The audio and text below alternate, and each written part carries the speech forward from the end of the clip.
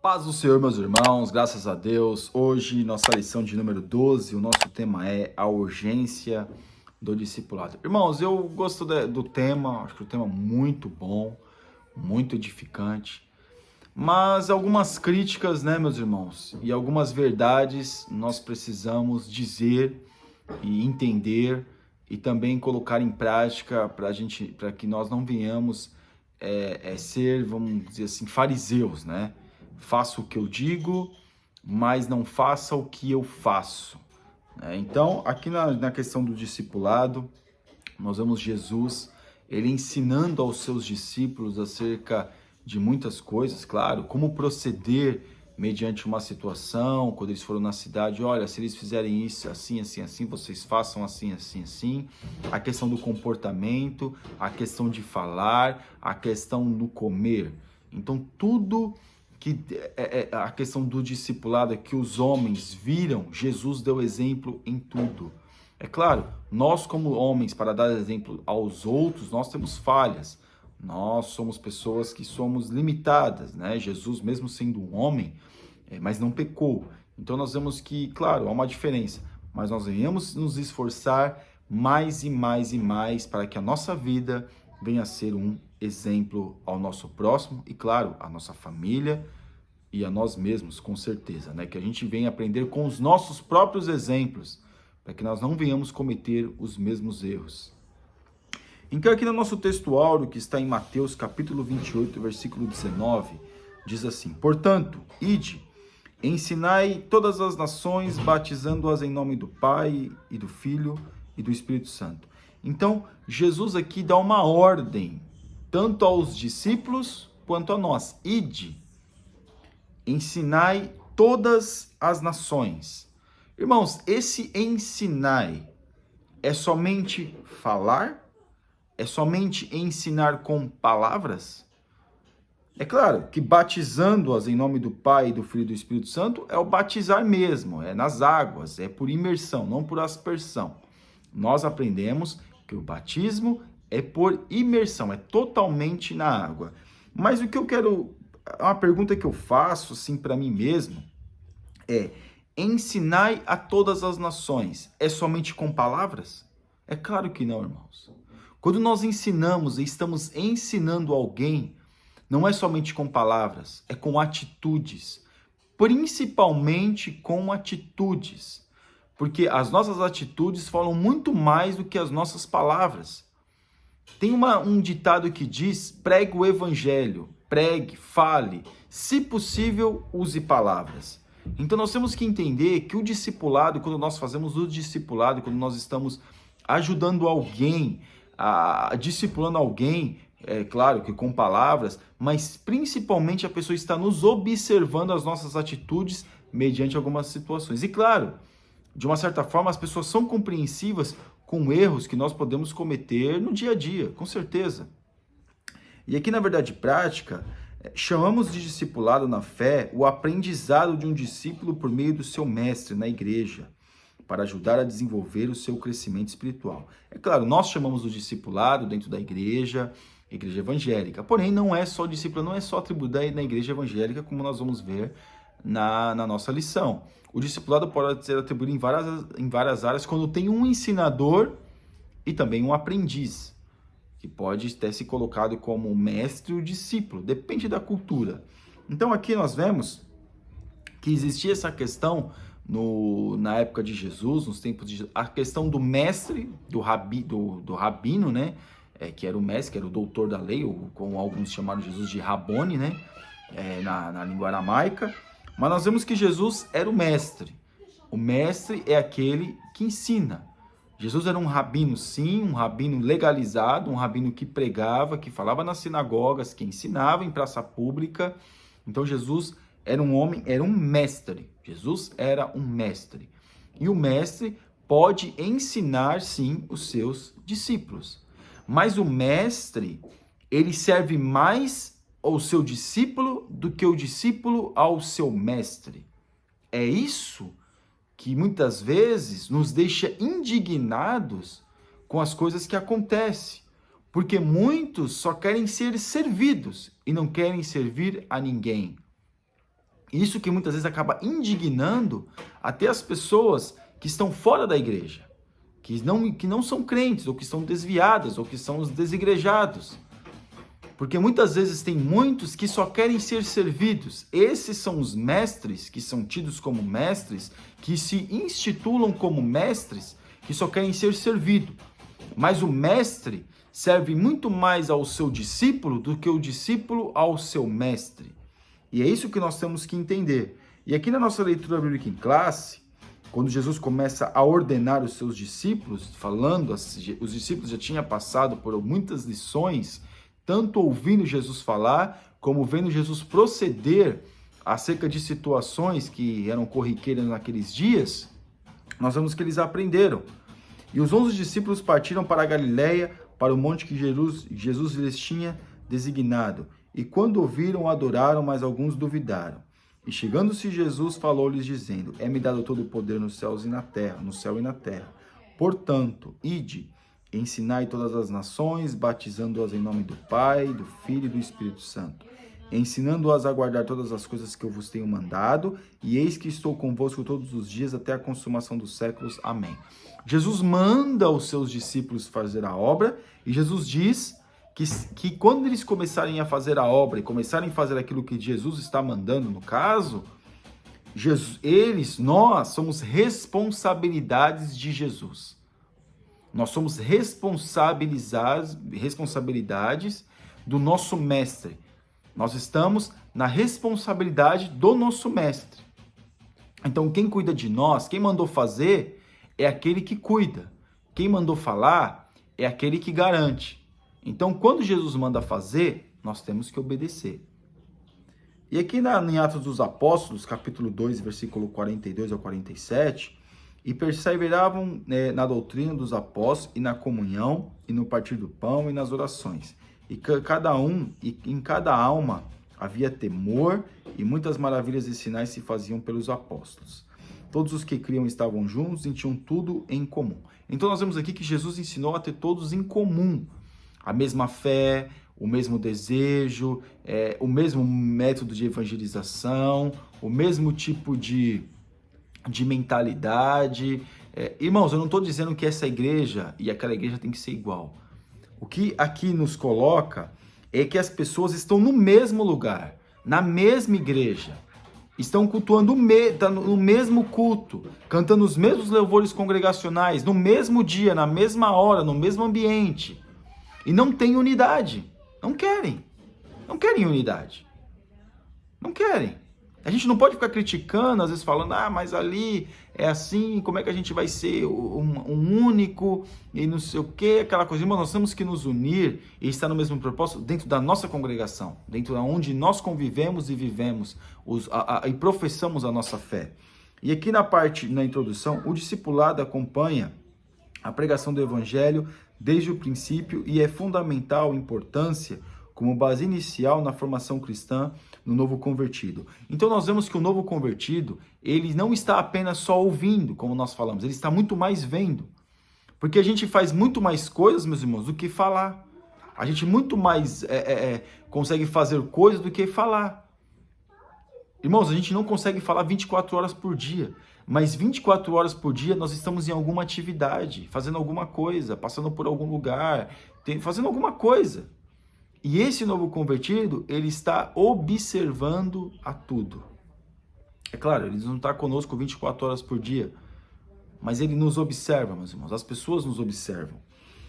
O discípulo, o termo se aplica com frequência nos evangelhos aos seguidores de Jesus. Então, Jesus institulou os homens, né, que depois foram tidos como apóstolos.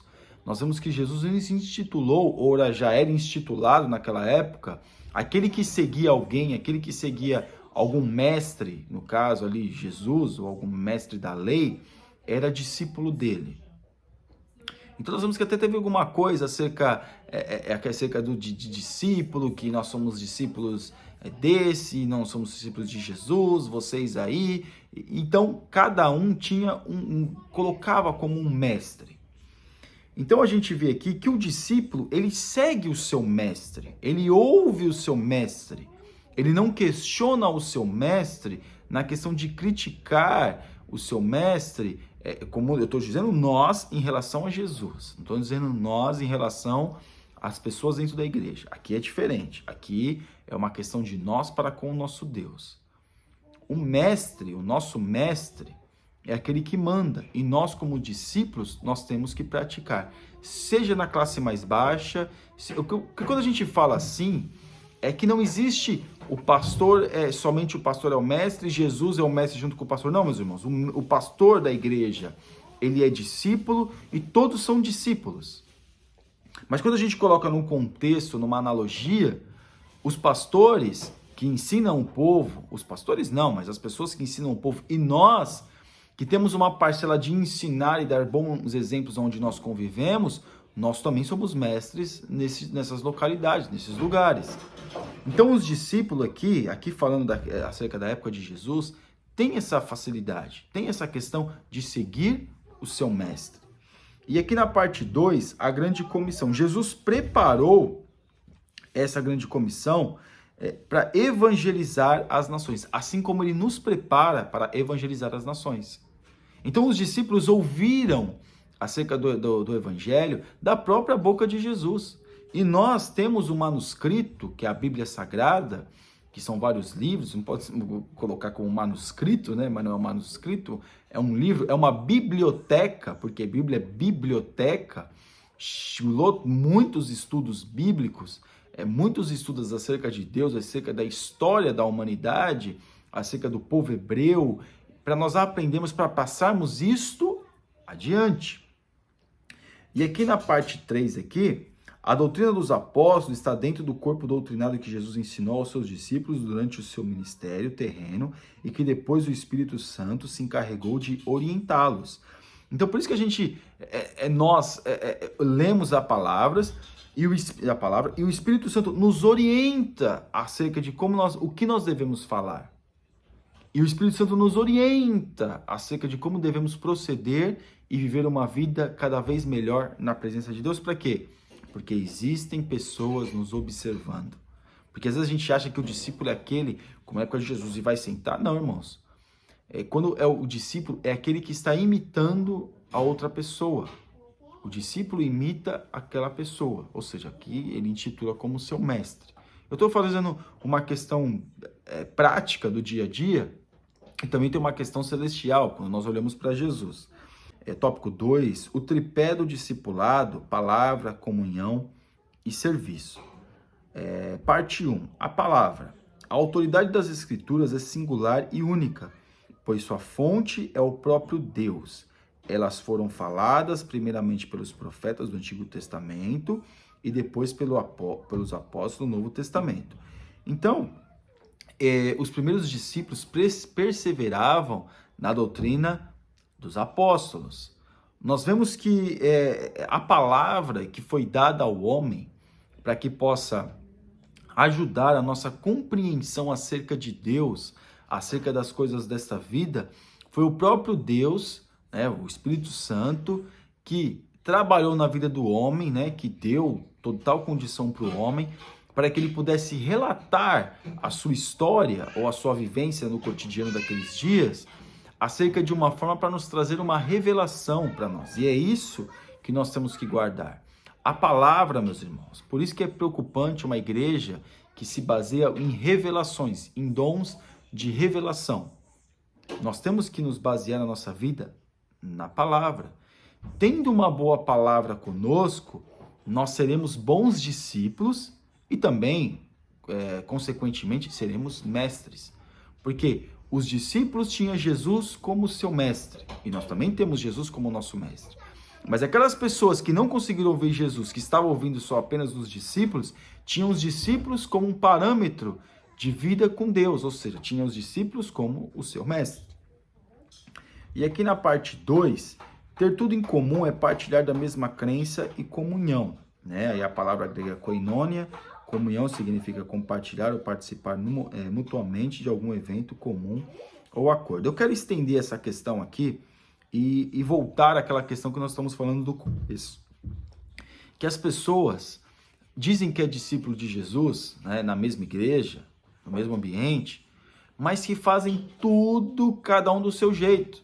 E o pior, irmãos, ainda leva essa questão de não ter comunhão com o seu próximo, com o seu irmão, para as redes sociais. E aí você acha que com o comportamento dessas pessoas, que se intitulam como pessoas que podem dar o exemplo, você acha, ou nós venhamos achar, que alguém vai querer seguir este evangelho? Então nós vemos, meus irmãos, que nós andarmos em comum, em comunhão, claro, em onde existem pessoas, existem opiniões diferentes, mas existe a questão da compreensão, cada um compreender a vida do outro, ou cada um aceitar a opinião do outro, ou entrarmos num comum acordo. Para quê? Para que o reino de Deus possa crescer. Porque hoje, quando a gente fala de comunhão dentro da igreja, infelizmente, meus irmãos, a gente não é discípulo coisa nenhuma. Desculpa a expressão. Parece que a gente é um bando de gente brigando por cargo, brigando por interesses políticos, brigando por interesse próprio, brigando por interesse de família. E, na verdade, a gente quer que prevaleça a nossa vida, a nossa opinião, e a gente não está nem aí para ninguém. E aí, quando o incrédulo vê isso, que não existe comunhão na igreja, por que ele quer entrar numa coisa que as pessoas falam e não vivem aquilo que falam? E aqui no serviço, parte 4, trata-se de um termo de significado amplo nas escrituras sagradas. O discipulado é serviço. Ser discípulo é serviço. O mestre, meus irmãos, eu creio e eu tenho para mim que o mestre trabalha mais do que o seu discípulo. Porque o mestre tem que trabalhar continuamente, estudando, buscando e se esforçar cada vez mais para que o seu discípulo venha a ser uma pessoa cada vez melhor. Então essa é a questão. O reino de Deus é serviço. Tanto quem é mestre, quem se intitula como mestre e quem Deus deu a condição para ser mestre, tem mais serviço do que o discípulo. Mas os dois têm que trabalhar em conjunto para agradar o mestre dos mestres. Parte 3, tópico 3, o discipulado e o crescimento sadio da igreja. Então a igreja, meus irmãos, tem dois tipos de crescimento aqui e um exemplo embaixo. Primeiro, o crescimento espiritual. A igreja tem que crescer na sua espiritualidade. Irmão, pelo amor de Deus, espiritualidade não é bizarrices, meus irmãos, dentro da igreja, como a gente viu nesse trimestre inteiro. Não é essa coisa de o espiritual, nós temos que ser cheios de Pentecoste, e o tem que cantar, e canela de fogo, irmãos. Espiritualidade não é isso. É isso também, é cheio do Espírito Santo. Se a pessoa se expressa dessa forma, glória a Deus.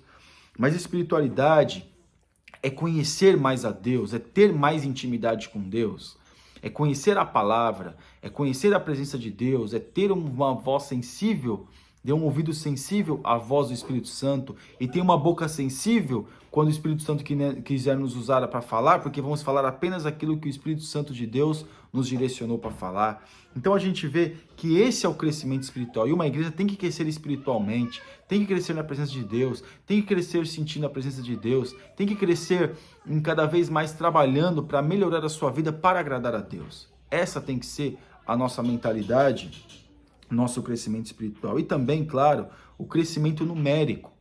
Porque não adianta, algumas pessoas falam que a igreja no Brasil está crescendo muito. Não, meus irmãos, a igreja só está inchada. A igreja no Brasil é inchada, uma igreja inchada, tem muita gente. Tem muita gente. Aqui, claro, a gente não está aqui para julgar ninguém, mas tem muita gente. E quando a gente começa a ver, pelo pouco conhecimento que nós temos, claro, comecemos a ver alguns movimentos que se fazem dentro da igreja e comparamos com a palavra, nós vamos ver, meus irmãos, como aquilo que nós estamos estudando nesse trimestre, só bizarrices e coisas exóticas. Infelizmente, isso faz muito mal para a nossa vida. E aí é um crescimento numérico sem raiz, sem ter uma sustentabilidade. E aí é um problema. E claro, o exemplo da igreja de Antioquia, parte 3. Aqui, Barnabé não hesitou em buscá-lo em Tarso para essa nobre tarefa. Eles discipularam a igreja durante um ano inteiro. Assim, desde muito cedo, na história do cristianismo, a igreja se preocupa com o discipulado, pois fazer discípulo não é a mesma coisa que fazer membro de igrejas. Essa é a questão. Muitos querem membro de igreja para isso aqui, ó, dinheiro. Que quanto mais gente tem, mais vai ter a igreja vai ter dinheiro, mais a igreja vai ter capital. E não é isso. Ter discípulo dentro da igreja não é ter membros da igreja. Ter discípulo da igreja é aquele que segue o mestre, Jesus. E claro, o pastor também tem que ser o maior discípulo de todos, porque ele, para as pessoas, ou nós que fazemos esse trabalho, para essas pessoas que nos veem, que nos assistem, são essas pessoas que não é que nós somos o mestre, que eu sou o doutor, não, essas pessoas estão nos observando. Então, para elas, muitas vezes, nós somos um exemplo, nós temos que ser o exemplo. E para elas, muitas vezes, nós somos tidos como mestres, sim. Por quê? Porque elas acompanham a nossa trajetória. Amém? E a nossa conclusão: Deus tem interesse no bem-estar social e espiritual do ser humano. Isso vale para a igreja e para a sociedade. A educação com base nos princípios cristãos é importante porque, além dos valores espirituais, contribui na construção de uma sociedade civilizada. A base dos valores morais e espirituais é a Bíblia. Se nós conseguimos ter um bom entendimento da Bíblia Sagrada, com certeza, meus irmãos, viveremos melhor e seremos melhores pessoas, melhores discípulos e daremos melhores exemplos. Amém? Que Deus abençoe os irmãos em nome de Jesus. Você ainda que não é assinante do nosso canal, está convidadíssimo a assinar ou se inscrever no nosso canal. Que Deus te abençoe e compartilhe este vídeo. Fique na paz. Deus abençoe.